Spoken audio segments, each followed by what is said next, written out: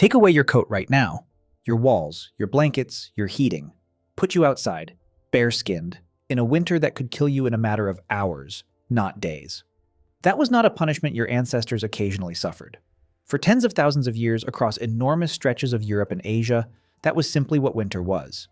And somehow, generation after generation, they walked out of it alive. Here's the number that should stop you before anything else. Your species evolved in African heat. You do not have fur. You do not carry a seal's layer of blubber. You cannot drop your heart rate and sleep through months of cold the way a bear does. Strip a human down in genuinely severe cold, and the clock starts running in hours, not weeks. On paper, you are one of the worst equipped large mammals on the planet for surviving an ice age. And yet your ancestors didn't just survive one ice age, they survived several across tens of thousands of years in some of the coldest, most unforgiving environments a human being has ever occupied. This is the story of how. And it's not one clever trick. It's a stack of separate technologies, each one solving a piece of the problem that would have killed you on its own. Start with the needle, because without it, nothing else in this story works. In 2016, in a cave in the Altai Mountains of Siberia called Denisova Cave, a team led by Mikhail Shunkov of the Institute of Archaeology and Ethnography in Novosibirsk uncovered a needle, 7 centimeters long, carved from bird bone, complete with a threaded eye at one end, drilled with enough precision that researchers said it looked usable today. It's roughly 50,000 years old, and it wasn't made by Homo sapiens. It was made by a Denisovan, a separate, extinct human species that lived alongside Neanderthals and early modern humans in that same cave system for well over 100,000 years. Decode why a needle matters this much. A loose fur pelt thrown over your shoulders blocks some wind and holds in some heat, but it leaks constantly through every gap at the neck, the arms, the waist. In real cold, that's not a survivable margin. A needle changes the entire equation. It means you can sew fitted seams, sleeves that close at the wrist, hoods, layers stitched together instead of just draped. The difference between a blanket thrown over your shoulders and a coat that actually seals is, in brutal cold, the difference between living and dying of exposure. And this needle wasn't a first attempt either. Researchers have found smaller, more refined needles in younger layers of the same cave, suggesting this technology was being used, taught, and improved on for generations by multiple different human species in the exact same location. That's worth sitting with for a second. 2 entirely different branches of the human family tree in the same cave system independently arrived at the same solution to the same problem. Sew your clothing, or the cold gets in. You don't just have to take that on faith either, because there's a burial site in Russia that shows you almost exactly what the finished clothing looked like, stitch by stitch. At a site called Sungir, roughly 200 kilometers east of Moscow, archaeologists excavating burials dated to around 34,000 years ago found something extraordinary. Thousands of small ivory beads laid out across the skeletons in dense, precise rows. Not scattered randomly. Arranged in exact lines that followed the shape of clothing that had long since rotted away, leaving only the beads that had been sewn onto it behind. Researchers studying the burials, including work associated with archaeologist Randall White, have used the position of those beads to reconstruct the actual garments. Fitted trousers, pullover shirts, moccasin-style footwear, fur hats, all heavily beaded, all cut and sewn to the body rather than draped over it. One individual buried at the site was estimated to be wearing clothing decorated with roughly 3,000 beads, each one requiring an estimated 30 to 45 minutes to manufacture by hand. That's not a rough estimate of convenience. Multiply it out and you get a garment that represents well over 1,000 hours of accumulated labor, invested by an entire community in clothing built for one person. Decode what that number actually tells you. This isn't survival gear thrown together the night before a cold snap. This is a textile industry.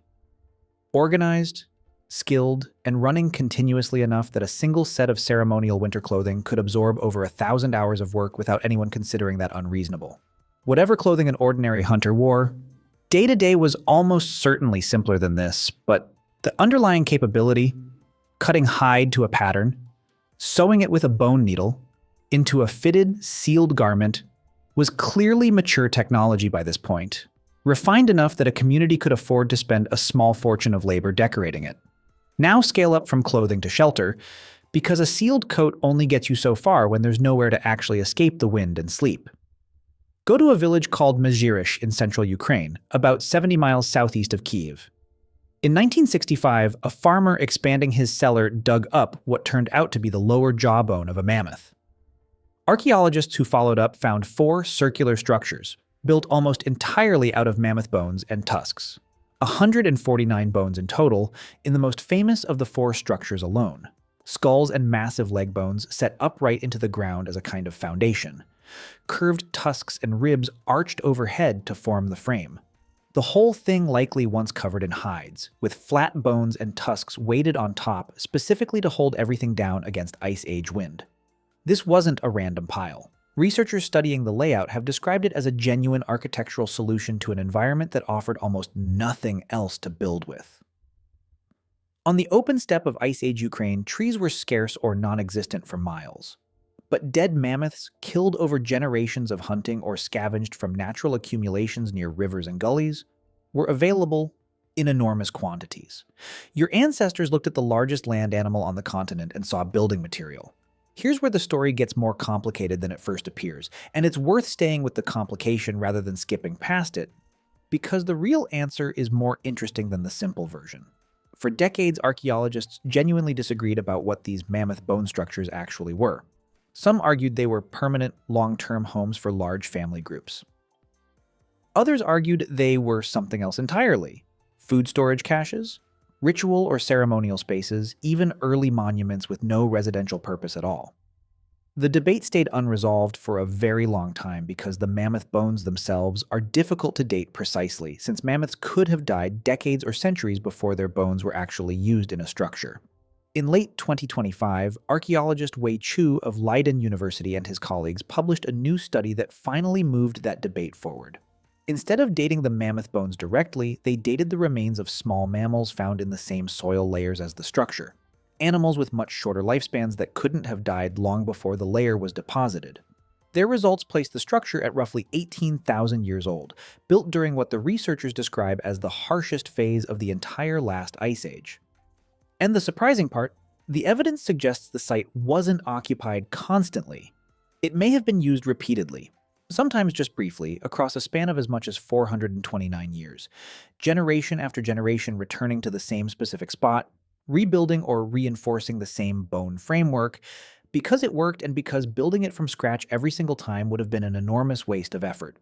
That's not a permanent city. It's something more specific and in some ways more impressive. A reusable piece of infrastructure, maintained across centuries by people who had no writing, no way to leave instructions for their descendants except by showing them directly, generation folding into generation, at exactly the same coordinates on an otherwise featureless frozen plain. Now put yourself inside one of those structures on the coldest night of the year, because the engineering doesn't stop at the walls. You duck through a low entrance, deliberately built lower than the sleeping area inside, not by accident, but because cold air is heavier than warm air and sinks. A doorway set below the floor level acts as a trap, letting the coldest air pool right at the entrance instead of flowing in and settling where people are sleeping. Inside, the space is packed, not spacious, not private. Bodies close together, sharing warmth the way modern comfort standards would never tolerate, because in severe cold, the person with their own private space isn't lucky. They're the one most likely to die first. Outside, the wind that has been scouring the open steppe all day is broken by the curved wall of tusks and skulls. The hides stretched over the frame trap body heat and fire smoke inside a pocket of air that might sit 40 or 50 degrees warmer than the world outside. This is not primitive shelter thrown together out of desperation. This is engineering, refined and taught across possibly hundreds of years using thermodynamic principles your ancestors had no words for but understood completely through repetition, failure, and careful observation of what kept people alive and what didn't. There's a third piece to this story, and it's the strangest one because it isn't about technology at all. It's about the body itself changing the terms of the fight. At the southern tip of South America, in one of the coldest inhabited regions on Earth outside the poles, live the Yagan people. Early European explorers, including Charles Darwin during the voyage of the Beagle, were reportedly stunned to find Yagan communities living through brutal, wet, near freezing conditions while wearing minimal clothing, sometimes almost none at all, in weather that would have killed an unprepared European within hours. Later physiological research on populations adapted to extreme cold found something remarkable. Measurably higher resting metabolic rates, meaning their bodies were generating more internal heat around the clock than the bodies of people from temperate climates, alongside behavioral adaptations like deep squatting postures that minimize the body's exposed surface area and cut heat loss dramatically. For some human populations facing extreme cold across enough generations, the solution wasn't only clothing or shelter, it was the body itself recalibrating at a fundamental physiological level to simply run warmer. There's a detail in that comparison worth pausing on, because it complicates the simple story of cold climates equal warmer bodies. Not every population facing extreme cold adapted this way. Most relied almost entirely on technology, clothing, and shelter, rather than physiological change, because the timescales required for measurable metabolic adaptation are long, and not every group stayed isolated in the same extreme environment for enough uninterrupted generations to develop it. The Yagan case is remarkable precisely because it's unusual. A clear example of what's biologically possible under sustained pressure, not proof that every cold-adapted human population evolved the same way. Some populations built better coats, some built better houses. A smaller number, under specific and sustained conditions, seem to have partially rebuilt their own internal furnace instead. Put all three pieces together, and you start to see the actual shape of your ancestors' war against winter. Sealed, fitted clothing, sewn with a bone needle, precise enough to still function 50,000 years later. Engineered shelter, built from the bones of the largest animal available, refined across centuries at the exact same coordinates. And in some populations, the human body itself adjusting its internal thermostat over enough generations to meet the cold partway. None of these solutions were universal. None of them were guaranteed. People still died in the cold, in staggering numbers, especially the very young, the very old, and anyone caught without shelter when a storm arrived faster than expected. This was never a fully solved problem. It was a managed one, and the margin between managing it and losing someone was frequently a matter of a few degrees, a few hours, or a needle held by someone who knew exactly how to use it. Here's the twist that should change how you think about all of this. The instinct to solve this problem clearly ran deeper than any single invention.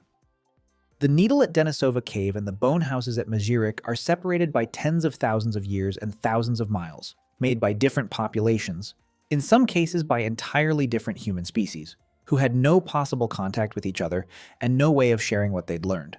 And yet they converged, independently, on strikingly similar solutions. Seal the body, build a windbreak, share warmth, repeat what works, and teach it forward. That kind of convergence doesn't happen by accident. It happens because the problem itself, staying alive through a season that actively wants to kill you, was universal enough, and the human capacity to solve shared problems through careful observation and passed down technique was reliable enough that different groups kept arriving at recognizably similar answers without ever meeting. You inherited every piece of that machinery, and you use almost none of it consciously.